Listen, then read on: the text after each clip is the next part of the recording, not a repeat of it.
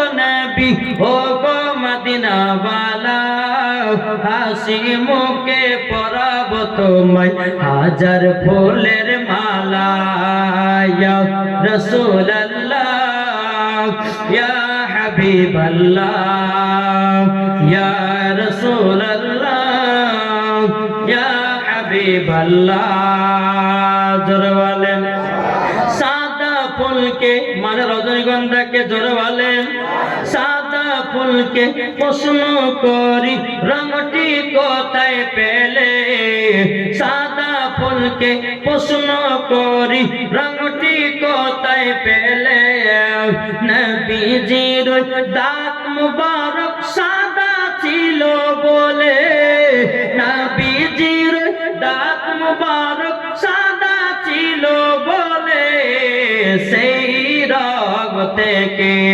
তাই সাদা ফুলকে বাগান থেকে তুলে গাঁথলাম মালা তাই সাদা ফুলকে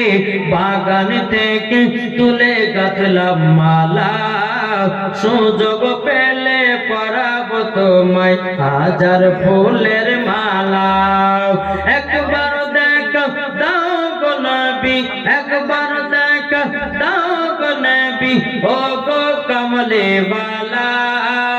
একবার দেখা দাও গো নবী ও গো মদিনা ওয়ালা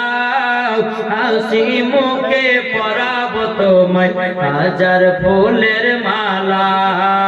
ইয়া রাসূলুল্লাহ ইয়া হাবিবাল্লাহ ইয়া রাসূলুল্লাহ ইয়া হাবিবাল্লাহ জরকানুন বাবাজি আল্লাহ পাক আল্লাহ তাআলা আমাদের সকলকে সঠিকভাবে জানা চলার তৌফিক দান করে যারা বলো আল্লাহুম্মা আমিন বেরাদার ইসলাম মহল্লার সামানিকরা তো আমার মায়েদেরকে বলতেছে মায়েরা গো কালকে হচ্ছে 4 রাত্রি তারপরে দিন হচ্ছে 5 রাত্রি তো মায়েদেরকে বলবো আজকে আপনাদেরকে বলবো যে যে সমস্ত মা বোনেরা কোরআন পড়তে জানেন আপনাদের এখানে জীবনী প্রত্যেক বছর হয় তারা বলে কি বলে তো জানি না কিন্তু আমি আজকে জীবনী করে যাচ্ছি আপনাদেরকে বলতে চাই যে সমস্ত মায়েরা কোরআন পড়তে জানে লাস্টের দিন আমি 5টা কোরআন খতম আপনাদের কাছে দেব পারবেন না আমার মায়েদের কি হচ্ছে 5টা কোরআনের খতম আমার মায়েদের কাছ থেকে নেব যারা কবরবাসী যারা শুয়ে আছে ওই 5টি খতম তাদের জন্য বক্সানো হবে ইনশাআল্লাহ বুঝতে পেরেছেন আমার মায়েদেরকে বলছি যে এই পাড়াতে 10 জন এসেছেন ভাগ ভাগ করে নেবেন হয়তো 10 জনতে আপনারা বা 20 জনতে দু পাড়া করে নেবেন একটা খতম তুলবেন আপনারা যে দিকে যে মেয়েগুলো আছেন আপনারা একটু পড়ে 4টা হোক 5টা হোক খতমটা তুলে নিয়ে আসবেন ইনশাআল্লাহ যেদিন পরশু দিনকে লাস্ট ফাতিহা হবে খতমটা বসিয়ে যারা যারা কোরআন পড়বে তাদের দোয়া হবে যাদের আত্মীয় স্বজন মারা গেছে কবরে গেছে তাদের জন্যও ইনশাআল্লাহ দোয়া হবে তো বাবাদের মুসলমান আপনারা জীবনটা মনে রাখবেন আমার নবী মুস্তাফার সঙ্গে ইমাম হাসান ইমাম হুসাইন ঈদের মাঠে নামাজ পড়তে যাচ্ছেন জি আবার কাল এখান থেকে শুরু হবে ইনশাআল্লাহ কালকে কারবালা ঢুকে দেব তারপরে ইমাম হাসান হোসেনের গার্ডান